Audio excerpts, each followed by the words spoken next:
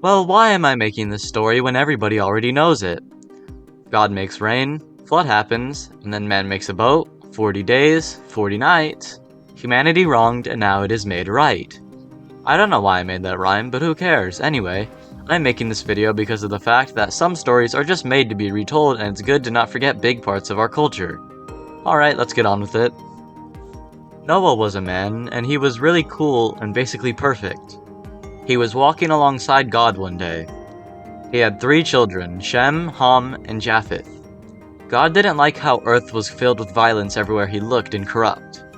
Flesh everywhere in his way. God then told Noah that the end had come for Earth and that he will destroy the Earth.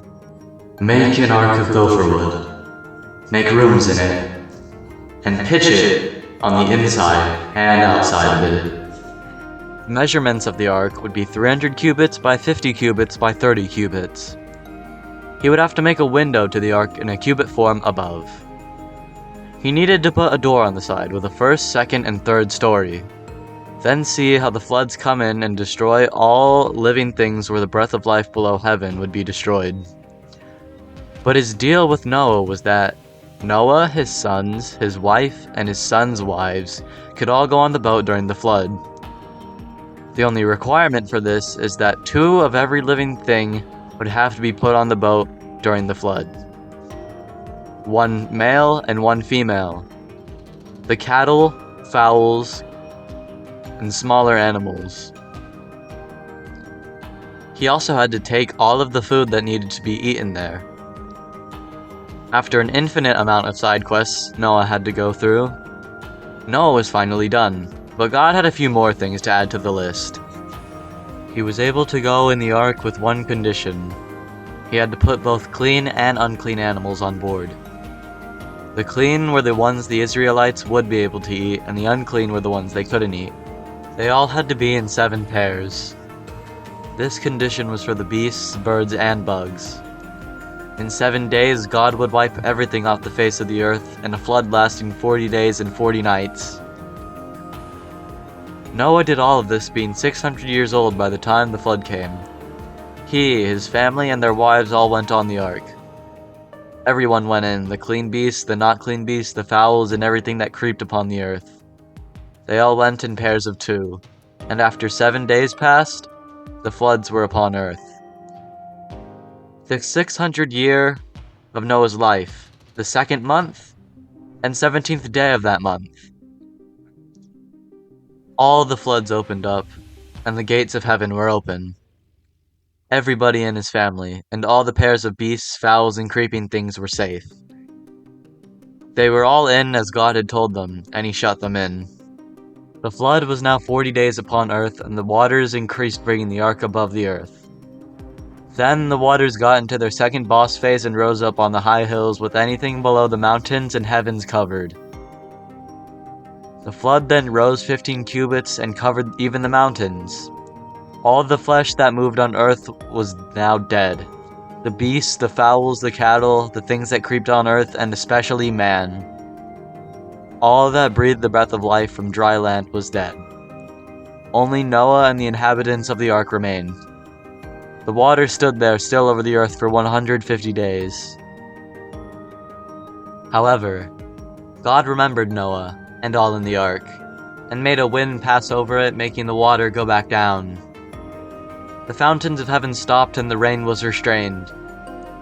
The waters returned to the earth at the end of the 150 days and became calm.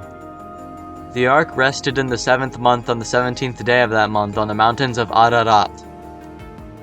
The waters went down continually until the 10th month. On the 10th day, the mountaintops were seen. And at the end of 40 days, Noah opened the window of the ark. He sent a raven which went all around until the waters dried up from the earth. He then sent a dove to see if the waters calmed down from the ground. But the dove found nowhere to rest, and came back, for the waters were still up, and Noah pulled it in. He then waited 7 days and sent another one, and when it came back, it had an olive leaf in its mouth, and Noah knew the waters were calm. But he stayed another 7 days, sending the dove out one more time, and it never came back. Then, Noah's 601st year came in the first month, on the first day. Noah removed the covering of the ship, and the face of the ground was dry. And in the second month, on the 27th, the earth was dry. God then said to Noah, "Go forth of the ark, thou and thy wife, and thy sons wives with thee. Bring forth with thee every living thing that is with thee, of all flesh, fowl, and of cattle, and of every creeping thing that creepeth upon the earth, that they may breed abundantly in the earth, and be fruitful, and multiply upon the earth."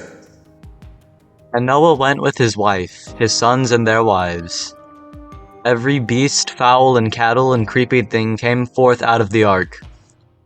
Noah then built an altar with an offering of a burnt clean beast and a clean fowl. The Lord then smelt this and said, "I will not again curse the ground any more for man's sake, for the imagination of man's heart is evil from his youth. Neither will I again smite any more every living thing, as I have done, while the earth will remain, seed time and harvest, cold and heat, summer and winter, and night and day will never cease." God then told Noah and his sons to be fruitful and replenish the earth.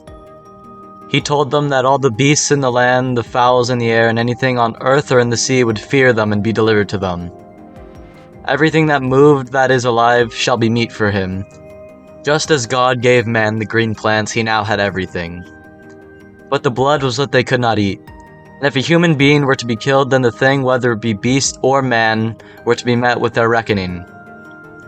This is because they were all made in God's image, and a human life is what he values most, so killing one is the worst thing you can do. And he told Noah to be fruitful and to multiply the human race, to bring forth an abundant amount. The Lord then told Noah and his sons, "And I, behold, I establish my covenant with you, and with your seed after you, and with every living creature that is with you, of the fowl, of the cattle, and of every beast of earth with you, from all that go out of your ark, to every beast of the earth, and I will establish my covenant with you. Neither shall all flesh be cut off any more by the waters of the flood, neither shall there any more be a flood to destroy earth." And God then said, "This is the token of the covenant which I make between me and you and every living creature that is with you, for perpetual generations. I do set my bow in the cloud, and it shall be for a token of the covenant between me and the earth.